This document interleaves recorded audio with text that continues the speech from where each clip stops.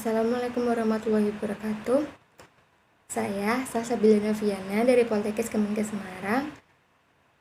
Di sini saya akan menjelaskan sedikit analisis formalin dengan menggunakan kulit buah naga. Makanan merupakan kebutuhan pokok manusia untuk mempertahankan kelangsungan hidup. Namun seiring dengan kebutuhan akan makanan semakin meningkat, penggunaan bahan tambahan makanan juga semakin berkembang, seperti pewarna, pengawet yang digunakan pada makanan instan. Bahan tambahan makanan yang dikonsumsi terus-menerus akan berdampak pada kesehatan. Bahan tambahan non-panganan yang banyak disalahgunakan ke dalam makanan adalah formalin. Formalin termasuk zat yang tidak boleh digunakan dalam bahan makanan dan sering disalahgunakan oleh produsen makanan. Penyalahgunaan formalin ini menyebabkan terjadinya keracunan karena formalin cepat bereaksi dengan lapisan lendir, saluran cerna, dan saluran pernafasan.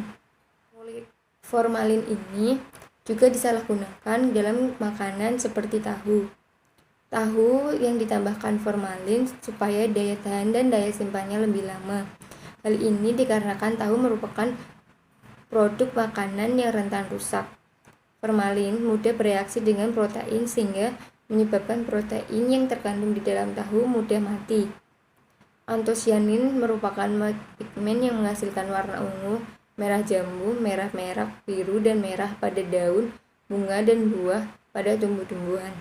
Antosianin yang terkandung pada kulit buah naga bisa berfungsi untuk pewarna alami, pengganti pewarna buatan, sebagai antioksidan untuk menangkal radikal bebas, dan selain itu juga dapat mendeteksi atau mengidentifikasi adanya senyawa kimia atau pengawet seperti formalin dan borak.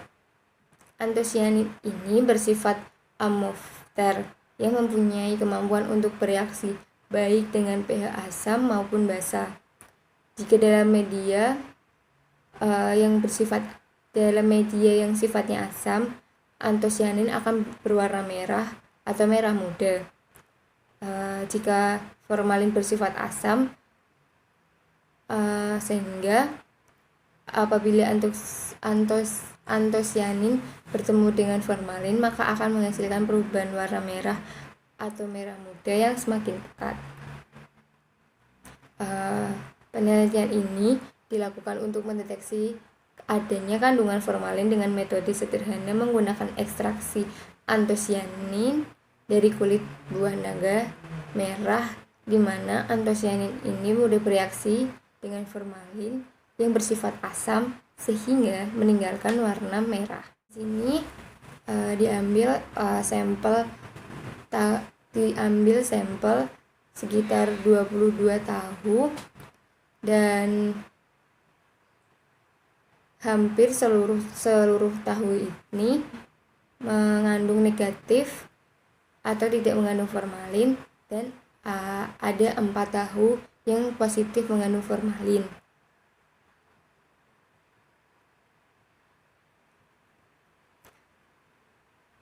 Dari hasil metode sederhana menggunakan ekstrak antosianin, terdapat 4 tisu yang berwarna merah atau merah muda, yaitu tahu yang mengandung formalin.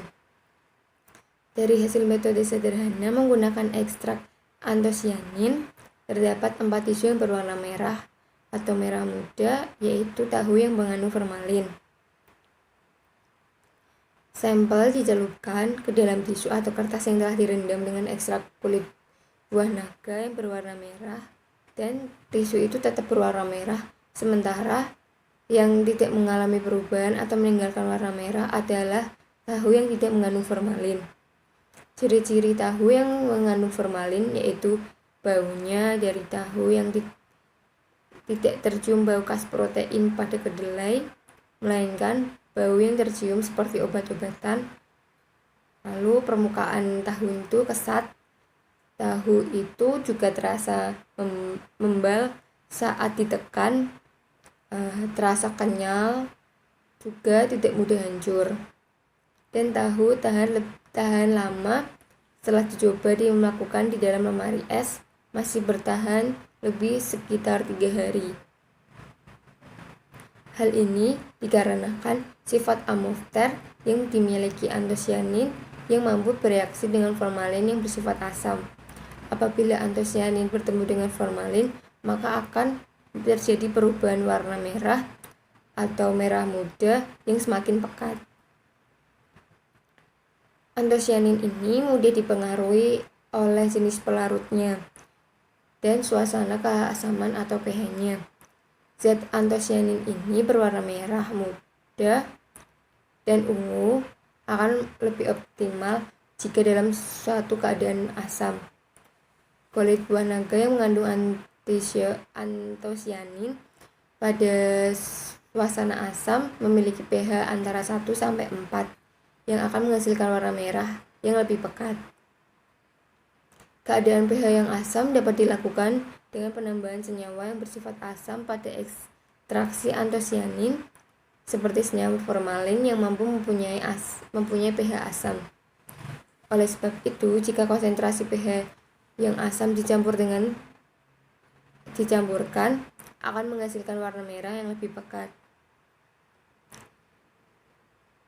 Pada dasarnya, formalin yang ditambahkan ke dalam bahan makanan bukan untuk bahan tambahan makanan yang diizinkan kegunaannya sebagai pengawet makanan, melainkan formalin yang biasanya digunakan untuk mengawetkan mayat, membunuh hama, bahkan desinfektan pada industri plastik dan busa. Formalin merupakan fungsi sebagai antibakteri sehingga dapat memperlambat aktivitas bakteri dalam makanan yang mengandung banyak protein seperti tahu. Maka formalin akan bereaksi dengan protein dalam tahu dan membuat makanan menjadi awet. Buah naga pada penggunaan ekstrak buah naga dengan perbandingan yang sama, non-formalin timbul pada warna merah dan pada tahu yang direndam formalin sebelumnya dipanaskan, dan setelah dipanaskan warna yang terjadi sama, yaitu ungu kemerahan. Hal ini disebabkan kandungan buah naga tersebut mengandung zat warna batalanin, serat yang tinggi terdapat pada daging maupun kulit buahnya. Batasianin merupakan zat warna yang berperan memberikan warna merah dan merupakan golongan batalanin. Adanya kandungan antosianin pada ekstrak tersebut dapat mendeteksi formalin. Formalin memiliki unsur aldehid yang mudah bereaksi dengan protein, karena ketika disiramkan pada tahu berformalin akan mengikat protein mulai dari permukaan sampai ke bagian dalamnya, sehingga mengakibatkan protein mati. Formalin sendiri bersifat asam karena mengandung asam formiat akibat oksidasi formaldehida. Kandungan antosianin yang terdapat pada buah dapat digunakan sebagai pengujian untuk mendeteksi adanya senyawa kimia seperti formalin. Antosianin akan mudah bereaksi jika dicampurkan dengan asam kuat. Warna yang akan ditimbulkan akan semakin pekat jika berinteraksi dengan asam.